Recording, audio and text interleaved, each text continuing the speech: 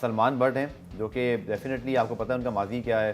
फिर आपने देखा कामरान अकबर और राव इफ्तिखार अंजुम। चलिए मैं सिर्फ कहता हूँ कि कामरान अकबर मेरे तो बड़े ज़ाती इस पर रिजर्वेशन हैं, चूँकि वो कप्तान थे जब वो इतना बड़ा हमारा स्कैंडल आया, मुल्क की बदनामी हुई। और आपको पता है कि उसकी स्टोरी भी बनी थी कि किस तरह वो एक जिन शख्स ने खाना स्टिंग ऑपरेशन किया था, सलमान बट इनिशियली उसमें शामिल थे, और फिर उसके बाद 2 बंदे। फिर हमने ये भी देखा कि जब इंक्वायरी हुई तो मोहम्मद आमिर ने कंसेंट किया, आसिफ ने नहीं किया। हम तो उनके मैं तो उनके हक में भी नहीं हूँ by the way, to be honest. लेकिन जस्टिस कयूम की रिपोर्ट का लोग जिक्र कर रहे हैं, लेकिन जस्टिस कयूम की रिकमेंडेशन थी, वो आईसीसी की इंक्वायरी या कोई वर्डिक्ट या किसी जस्टिस ने इंडिपेंडेंट आके नहीं किया था। माइकल बैलफ आई थिंक उस पर थे। वो आईसीसी ने पूरी इंक्वायरी के बाद, उसकी पूरी थॉरो इन्वेस्टिगेशन के बाद एक इंडिपेंडेंट वर्डिक्ट और फैसला आया था। यहाँ पे फैसला नहीं, रिकमेंडेशन थी। तो ये मैं आपको सिर्फ समझने के लिए बता रहा हूँ।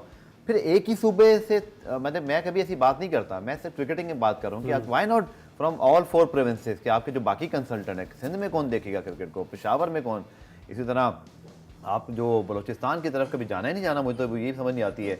तो मुझे तो बड़ी हैरानगी है इमरान इसके ऊपर, खासतौर पर सलमान बट वाली चॉइस पर। ठीक है वो डोमेस्टिक क्रिकेट में आ गए हैं, ठीक है उन्होंने सेंटेंस पूरा कर लिया, लेकिन याद रखिए कि स्टीव स्मिथ और लबोशेन, वो जो स्कैंडल हुआ था स्टीव स्मिथ जिसमें रो रहे थे, आपको याद है, और डेविड वार्नर, उनके बाद वो कप्तानी नहीं कर सकते क्योंकि उनको कहा गया कि इस तरह के इन्वेस्टिगेशन के बाद आप मुल्क को लीड नहीं करेंगे। तो वो तो कप्तान थे उस वक्त। मेरा तो जाती सबसे बड़ा मुझे इख्तलाफ इस बात से कि वो कप्तान ना होते तो शायद आप उनको ले आते, बट कप्तान अगर ऐसे करेगा उसके बाद वो फिर लीडरशिप में लोअर में आ रहा है, आई हैव रिजर्वेशन।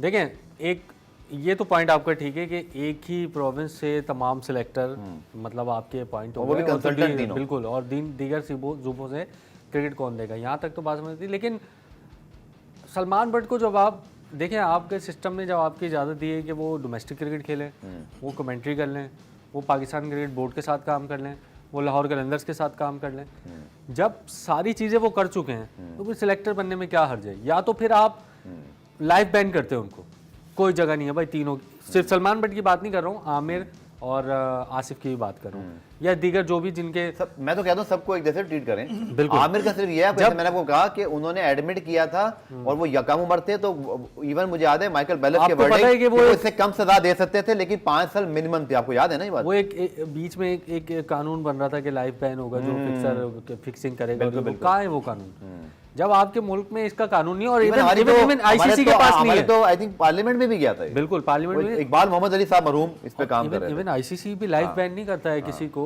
जाहिर है दूसरा मौका देगा। मेरा सवाल ये है कि अगर मैं आपकी बात मानता हूं कि इसी तरह से बाकी लोग भी वापस है, लेकिन मैं सिर्फ ये कह रहा हूं कि वो कप्तान थे।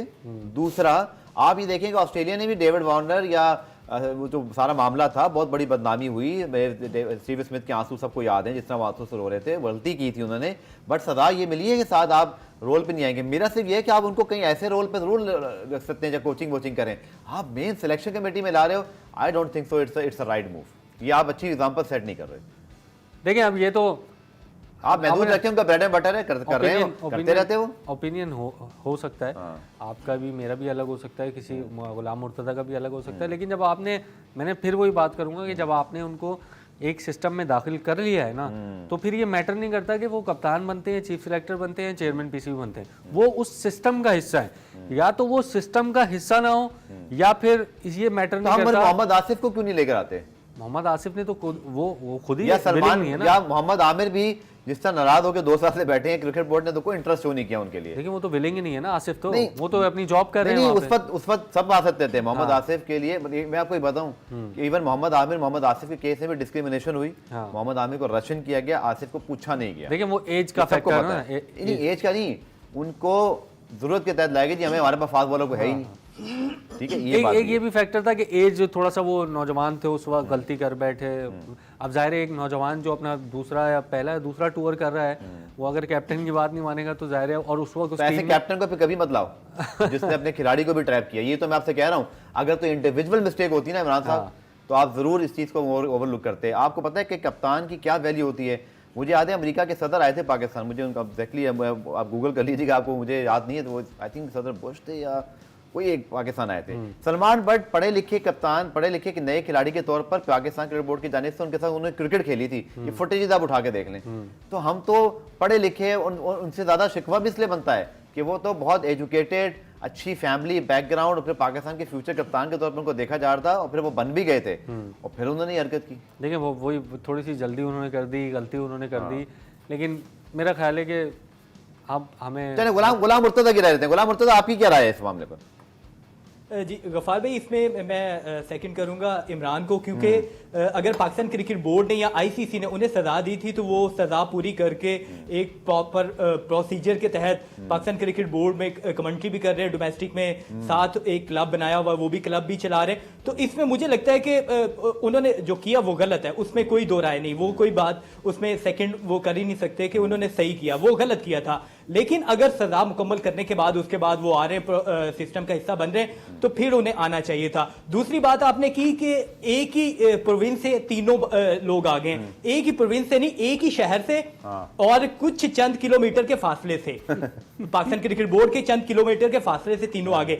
ये अच्छी हो सकती थी, आप बलोचिस्तान से ले लेते, एक सिंध से ले लेते, वो ज्यादा बेहतर हो सकता था। लेकिन सलमान बट की आप बात कर रहे थे, बाकी तो दोनों जो प्लेयर्स हैं कामरान अकमल और राव इफ्तिखार अंजुम, कामरान अकमल का एज ए विकेट कीपर बहुत अच्छा ट्रैक रिकॉर्ड था, राव इफ्तिखार अंजुम बहुत लंबा कैरियर तो नहीं लेकिन ठीक था। सलमान बट थोड़ी क्रिकेट को बेहतर समझते हैं, वो एक क्लब बनाया, वो उसमें लड़कों को ट्रेनिंग करवा रहे हैं, उसमें कोचिंग भी कर रहे हैं, उसमें उसकी मैनेजमेंट भी कर रहे हैं, तो वो उनका थोड़ा सा एक्सपीरियंस हो गया। तो बाकी लेकिन एक ही जगह से तीनों लोगों को शामिल करना ये दुरुस्त नहीं है।